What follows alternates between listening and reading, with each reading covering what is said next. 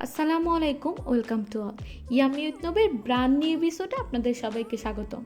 আজকে আমি আপনাদেরকে তৈরি করে দেখাবো কলার টিকিয়া কাবাব বা শামি কাবাব। তো চলুন আর দেরি না করে আমরা দেখে নিই রেসিপিটি।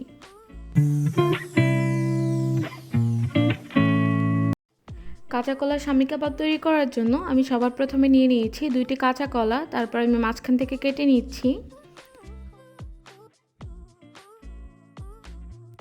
কেটে নেওয়ার পরে আমি একটি হাঁড়ির মধ্যে চুলাতে সিদ্ধ করতে বসিয়ে দিয়েছি। আমি প্রায় 20 মিনিটের মতো কলাগুলিকে সিদ্ধ করেছি। তারপর আমি গরম গরমই খোসা ছাড়িয়ে নিচ্ছি।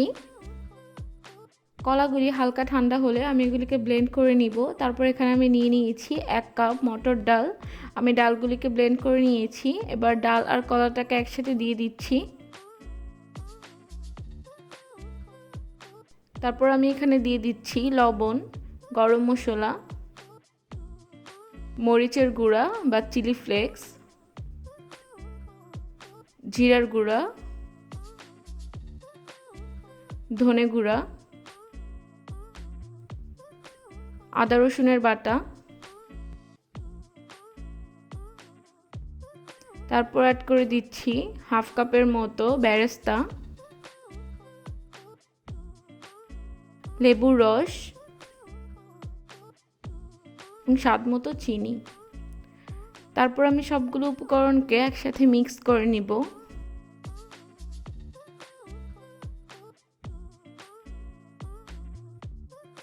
মিক্স করা হয়ে গেলে আমি রাউন্ড শেপের কাবাব বানিয়ে নিচ্ছি। আমার এই কাবাবটা বানাতে কত কস্ট পড়েছে আমি সেই বাজেটটা ভিডিও শেষে অ্যাড করে দিব, শুধু আপনাদের সুবিধার জন্য, যাতে আপনারা বুঝতে পারেন এই কাবাবটা বানাতে ঠিক কতটা খরচ হতে পারে। কাবাব বানানো হয়ে গেলে আমি এখানে একটা ডিম ফাটিয়ে নিব কাবাবকে কোট করার জন্য।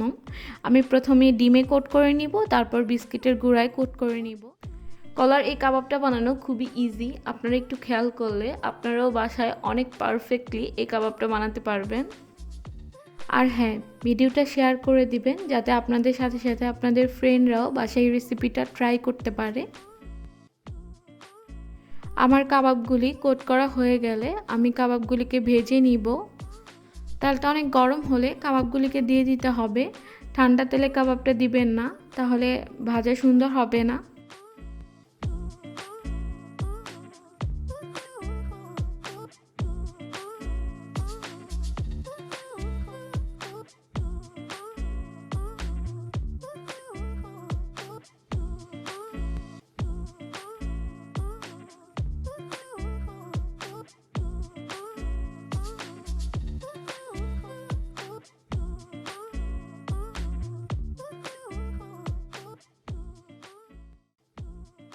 আমার কাবাবগুলি ভাজা শেষ হয়ে গিয়েছে। আপনারাই দেখতে পাচ্ছেন কতটা সুন্দর কালার হয়েছে।